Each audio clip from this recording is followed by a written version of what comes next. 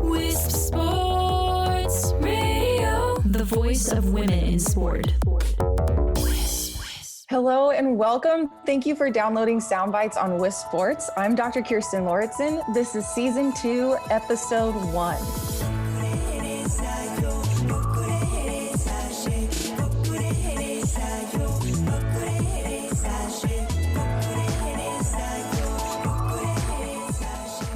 Hey everybody, I'm Dr. Kirstin Lauritzen. Today we're going to be talking about nutrition and athletes and on this show, and we are going to begin with this episode talking specifically about fixing nutrient deficiencies in female athletes particularly. One of the great things that I've learned about nutrition and working with athletes over time is that I have seen some patterns in a lot of the athletes that I work with. And so I am here to talk about what are the most common nutrient deficiencies that I see and what are some things that you can be doing about it, because I can give you all the information and tell you all of the things, but it's helpful if you have a couple of ways you can put this into action right away. Summer is here. You don't want to miss that majestic summer sunset, perfect wave, or family picnic because you're stuck at home with ear pain. You can make a splash at that next beach party with Highlands homeopathic earache drops and tablets for natural relief or minor fever, ear pain, and throbbing associated with earaches. After you've been diagnosed by a physician, try Highlands homeopathic earache drops or tablets. Highlands has been trusted by generations to provide safe homeopathic medicines for everyone in your family. Earache drops are available at Walgreens. To learn more, go to highlands.com/ear. That's HYLANDS, highlands.com/ear. Claims are based on traditional homeopathic practice, not accepted medical evidence, not FDA evaluated. Always read and follow label directions. So today, I'm going to tell you a little bit about myself. I am a functional medicine practitioner in Wilsonville, Oregon. I have a doctorate in chiropractic, and then I also have a master's in human nutrition and functional medicine. And so that's predominantly what I do is I work on nutrition and functional medicine and sports nutrition with athletes. I am training right now for a full Ironman at the end of the year, provided they don't cancel that one again. And I learned a lot about athlete nutrition through some of my own journey as well. So I kind of want to dive into that next. So a couple of case studies that I learned a lot one was actually myself when I was training for a half Ironman last year. Nutrient deficiencies is something that isn't widely used and utilized with athletes. You'll see a lot with macros, making sure you're eating enough proteins, fats, and carbs, but looking a little bit deeper into the micronutrients. So things like vitamins and minerals and amino acids and fatty acids are things that are just not widely utilized and tested in athletes. And I think that it's something that we can learn a lot about. And usually also they're not tested until something has gone wrong. So we're going to talk a little bit about some of the signs and symptoms of nutrient deficiencies and if you can, try to catch them before they become an issue. So one case study is a couple of months before my first half Ironman, I did several workouts that were normal for my training, what I had scheduled. And one of the things that happened is I was not recovering well. I was doing everything I could. I thought that I had all of my nutrition on point and all of those things, but I learned firsthand that sometimes even though you can do all the right things, there's still some things that can just change either physiologically inside your body or environmentally, and they can have impacts on our bodies. So I wasn't able to recover, and I know recovery is one of the things that my athletes ask me about all the time, and I couldn't figure out what was happening. So I ran a lab that gave me a lot more information about what was happening inside my body. It looked at all sorts of antioxidants like vitamin A, vitamin C, vitamin E, looked at all of the vitamin Bs, so B2, B3, B6, B9, B12, the range of them. And it also looked at vitamin D, zinc, magnesium, manganese, and some other vitamins and minerals inside that, as well as amino acids and fatty acids. And one of the things that I learned was that I was extremely deficient in vitamin D. And one of the things I also basically correlated after that was that vitamin D has a significant impact on how our muscles recover, and it also boosts our immune system, and it's also really helpful for bone health. And I think that with nutrition, we know some things about some vitamins and minerals, but there are often many ways that they work in the body beyond what we typically hear about. So I got a great reminder of that there's a lot of different vitamins and minerals that we need to make sure are coming into our bodies and that we're getting enough of. Now, I live in the Pacific Northwest, so as you know, vitamin D and the sun is something that I don't see a whole lot of, and we were just coming out of the winter season. So I supplemented with vitamin D and I got my levels back up, and that worked really, really well. I was able to complete my half Ironman, and I am now training for the full. So that turned out to be really great. Another case study I just wanted to briefly mention before I get into what are nutrient deficiencies is I was working with an athlete that was having a lot of issues with her menstrual cycles. And one of the things that was happening is she was essentially hemorrhaging, and she wasn't able to go and work out and run with her group of friends and the training group that she had, just because it sometimes would just happen randomly in the month, and that turned out to really prevent her from wanting to go out and wanting to train and wanting to run. And one of the things that we found is that inflammation wise, her GI tract was all sorts of all over the place. And then we also found that she also had several different vitamin and mineral deficiencies that were contributing to inflammation in that area. So what we did was we took a few steps and just worked on cleaning up the GI tract. We looked at cleaning up the nutrition and making sure that she was getting a wide variety of different types of nutrients into her system. And over a few months' time, a lot of that started to free up. And now she's out running and training and doing everything that she wants to do and not having any of those issues. And all of her menstrual cycles and periods have completely, become normal. So I think that those are two very different ways to look at how we can use nutrition and also still apply to athletes. So let's dive into what are nutrient deficiencies and what are some of the most common ones. Another reason why I actually got into nutrient deficiencies is I was looking at, because I watch a lot of the Ironman athletes, and a few years ago there was an athlete that was winning her events, and she was going to Kona, and something happened. She had kind of mentioned on social media that she wasn't doing very well, and it finally came out later that she had become iron deficient. So she had anemia, and eventually I just watched as her season kind of just tanked and she didn't complete Kona. And there were just some things that really fell off of the mark. And I was feeling for this athlete because, it takes a lot in order to be training for these events. I know how it goes. And it was hard to see, because from my side, I was thinking there's so many things that you can be doing to prevent that. So nutrient deficiencies are essentially when you're not getting enough, or and from your food or from supplement wise or from your environment of a certain type of nutrient. And then either your body's using a lot of it, so you still aren't getting enough through those arenas, or there's something happening inside your body where you may be getting enough, but it's not absorbing it very well. Some of the most common nutrient deficiencies are things like iron deficiency anemia, like I mentioned. We hear about vitamin D fairly frequently just because of bone health and stress fractures and how common those can be, especially in endurance athletes.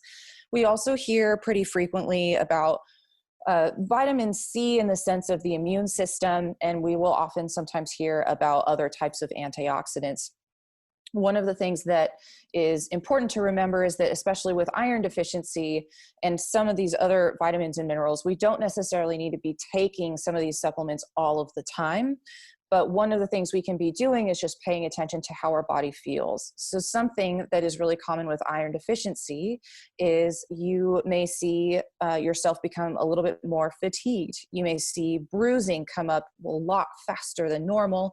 Those are some very, very typical signs of iron deficiency. And it's one thing that you can just go and get a blood draw and see what your levels are and see how that goes. Another one is B12. Vitamin B12 has a big impact not only on energy, but it also has a big impact on our red blood cells and how we carry oxygen, and heme, which also binds to iron. So there's several different ways to remember and pay attention to the way that vitamin and mineral deficiencies they all kind of go together, and they do work together. So if you're starting to see different types of deficiencies and they tend to be a little bit more frequent, there may be some other things that are happening that are creating that. And if you're not looking a little bit deeper, you might be missing some of those pieces. And if you can fix what's going on behind the scenes, then oftentimes those kind of frequent nutrient deficiencies that come up, like anemia, can subside. So, and that's sometimes really nice. How we can get nutrient deficiencies can be anywhere between athletes use and absorb nutrient. Well, they use nutrients quite a lot more than your kind of average person. So a lot of the average daily requirements, the recommended daily intake requirements, are really designed and based on just a certain, just your general person. So athletes actually need to be consuming quite a bit more. We know this as far as, usually looking at macros, at proteins, fats, and carbs, but sometimes what gets neglected is the vitamin and mineral side of things.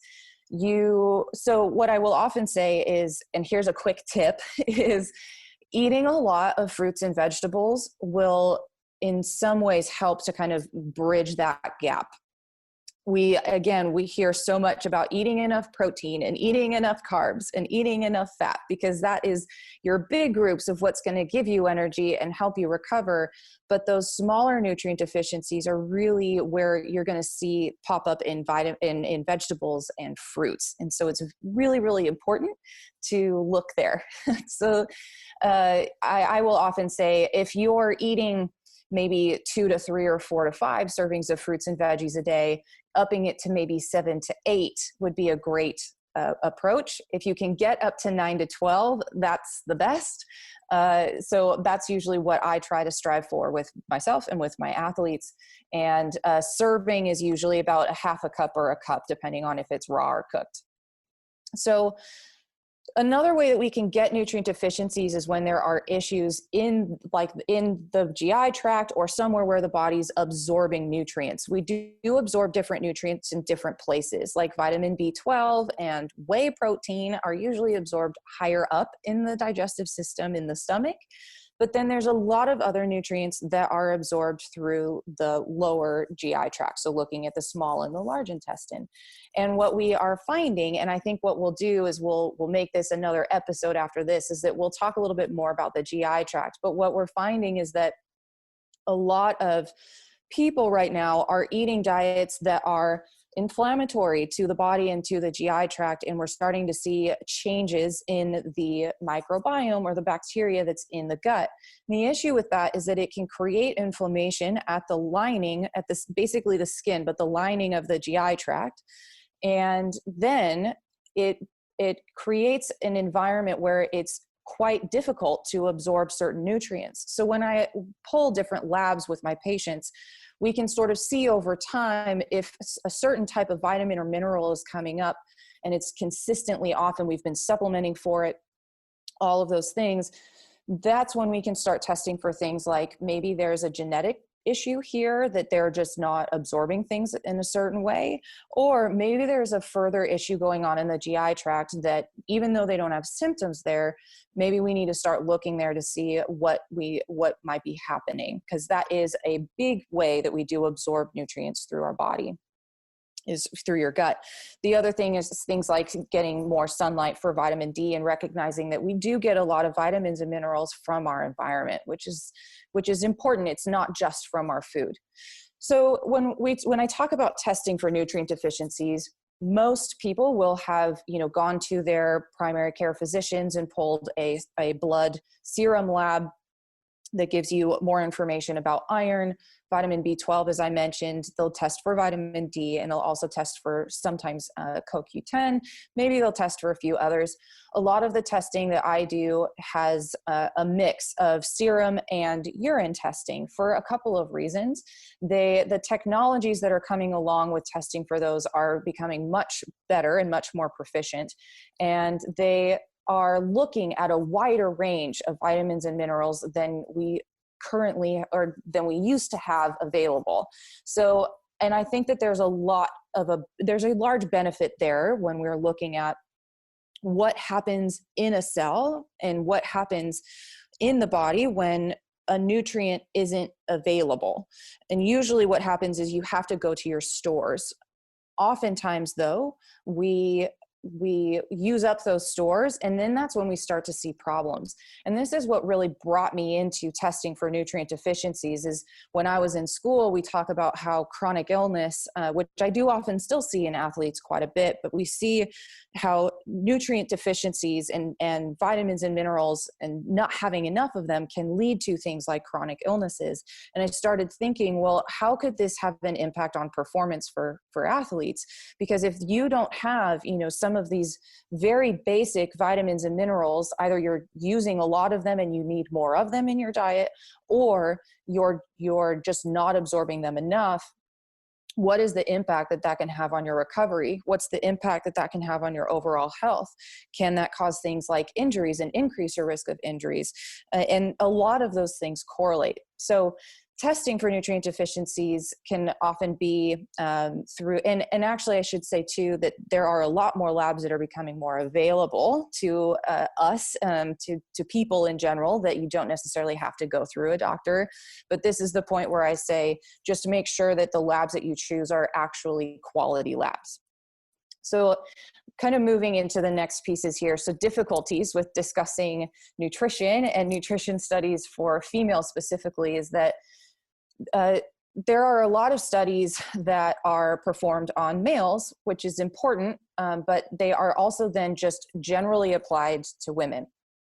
And one of the difficulties with that is that it neglects the many changes that happen in the female body throughout the month. And obviously that's hard to control for. So that's one of the reasons they do that.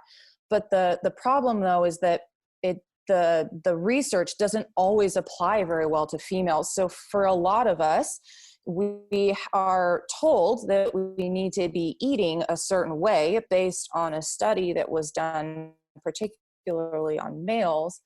And I have found over time that sometimes we just need to make a few slight changes, keeping in mind that throughout the month, a female's body is going to be changing significantly. And so your exercise and your training, and then also your nutrition can shift and change depending on where you are in your cycle.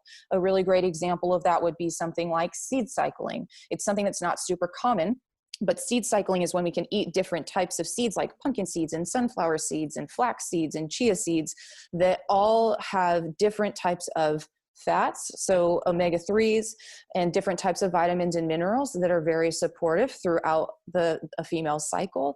But you won't see stuff like that when you're looking for specific studies on male athletes and nutrition and how that applies to performance. But there is such a significant piece there that I think we need to be a little bit more careful of. Also keeping in mind that females will also use different types of nutrients, right? Vitamins and minerals, throughout their cycle in different ways. So for some, if you're following a certain plan that's based on studies done on males, you may be getting too much or too little at certain times of the month based on what you were following on the research that was performed on males, but your body is using them in a different way. So I think we need to be thinking physiologically, like what's happening inside the body that, as I've mentioned several times in this episode, what's happening inside the body, and we need to continue asking why and going a little bit deeper because I think it will give you a much better picture and a much better plan when you move into your training season and then also into your competition season. And if we can, preventing things like anemias and injuries and things like that. So the last thing that I wanted to talk about is nutrient deficiency prevention. I already gave a helpful tip for supporting both health and performance, but which was to definitely try to increase your your vitamins and minerals through eating things like vegetables and fruits. So another really helpful tip is to make sure you're getting outside and paying attention to your environment, because we do get a lot of nutrients from being outside. A lot of people actually We live in somewhat very sterile environments, and that has an impact usually on our GI tract. So I try to recommend getting outside, spending time in nature, maybe gardening. You can, put your hands in soil and get bacteria from there, which is a good bacteria, not a bad bacteria. It's helpful for your microbiome, which is not only living in your gut, but it's also living on your skin and in your mouth. So there's a lot of bacteria that are doing a lot of things for us that we just don't always pay attention to. So getting into the soil and allowing for good bacteria to be on our skin and around us is really great. Bacteria also help us to break down certain nutrients and absorb them, things like vitamin K and even B vitamins. We do need bacteria in our gut in order to absorb those. So that's why I keep coming back to that. A couple of other ways that we can support our health and performance by preventing nutrient deficiencies are paying attention. So as I mentioned before, paying attention to how you feel, any slight changes, paying attention to what those could mean may help you to prevent a nutrient deficiency as it progresses. So if you start to notice, differences with your recovery, as I did, I did that workout and all of a sudden I just wasn't recovering after that. I didn't waste any time. I said, that's just not right. And so I looked and pulled a lab to see what was going on, and being very proactive about it is really what ended up saving me in the long run. And also another thing too is talking about supplements really briefly here. Supplements are really, really helpful. They do help to fill in some of the gaps that we don't get through our nutrition, but they're not always top quality. They're also, and some other issues I see with them is that they will sometimes have different formats and different forms that when you eat certain vitamins and minerals through food, you get more of the enzymes and the fiber that helps you to absorb and break them down. So supplements are helpful, but they're not the end all. And it really is great if you can get a lot of those vitamins and minerals through through food. So that's another thing. Supplements will help in some ways. Like I did use supplements to help boost my vitamin D and some of my other vitamin deficiencies when I pulled that lab, but then I stopped taking those, and I'll take them every once in a while, but not something that I try to just take every day. I really try to vary it and get it through food. So that is what I have for today. If you have questions, we would love for you to follow up and let us know. That's our episode for now. You'll be able to see links to the references that I mentioned. I have several different articles that I used in order to bring some of this information to you guys today. So you can see those in the post notes on wispsports.com. You also make sure to be following Wisp Sports on all social media channels, and please make sure to share it. You can also follow me, Dr. K, at drkirstin.com, and also on Facebook and Instagram at Dr. Kirstin. So that's DrKirstin, and we can link that too in the show notes. If you'd like to reach us, if you have any questions about this, you can at info@wispsports.com. Thank you for listening, and I will see you on the next episode where we will talk about gut health.